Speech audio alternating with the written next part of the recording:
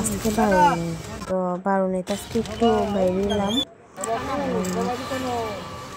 দেখো, তো হালাইমুড়া শুনছি এতদিন যে অনেক ভালো হয়, অনুষ্ঠানের মতন হয়, সবাই যায়। তো আমার যাওয়া হয়নি, আমি যেতে পারিনি। তো আজ ভাবলাম যে যাই, যেতে যখন পারবো তো যাই। তো গেলাম।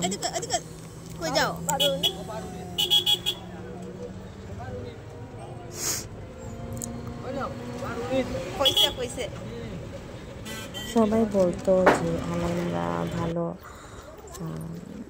একটা স্পট। তো আজকে গেলাম, তো গিয়ে দেখলাম একটা সামনে স্ট্যাচু, তারপর দোকান কয়েকটা নিয়ে বসেছে।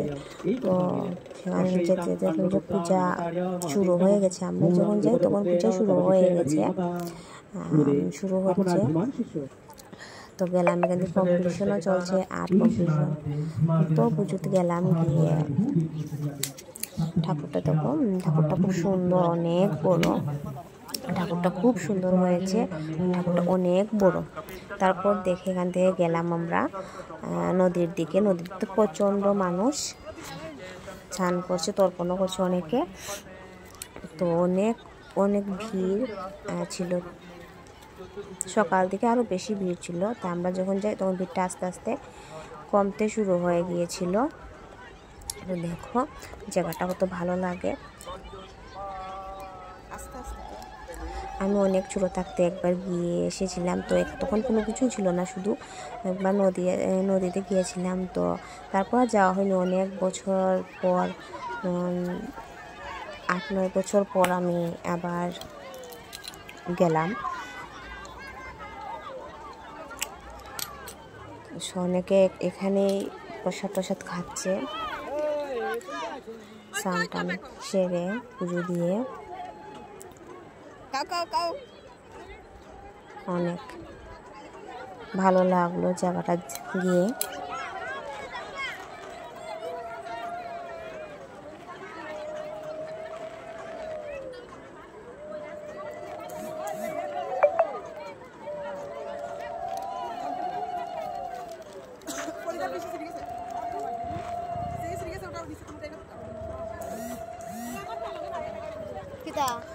তো দেখো, আমার তো খুব ইচ্ছা ছিল যে আমি জলে নামবো, কিন্তু আমি অনেক অসুস্থ, তাই আমি জলে নামিনি। আমার ছেলেটাও অসুস্থ, তাই জলে নামলে যদি ঠান্ডা ঠান্ডা লাগে আরও বেড়ে যায়। তো আশা করি আগামী বছর যদি যেতে পারি, ঠাকুর যদি চায়, তাহলে নামবো জলে। কারণ সবাই এত মজা করছে, এত আনন্দ করছে, জলে নেমে এত সুন্দর স্নান করছে, মানে আমি এরকম কোনো সময় গিয়ে ঘুরে আসিনি।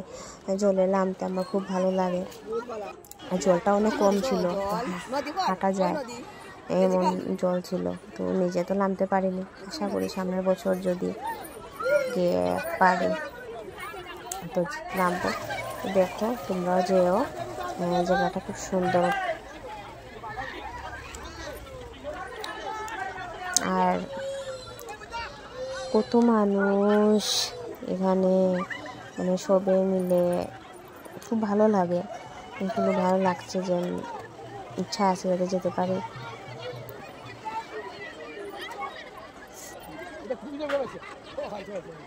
মা বাবা স্নান করেছে, আমি স্নান করিনি।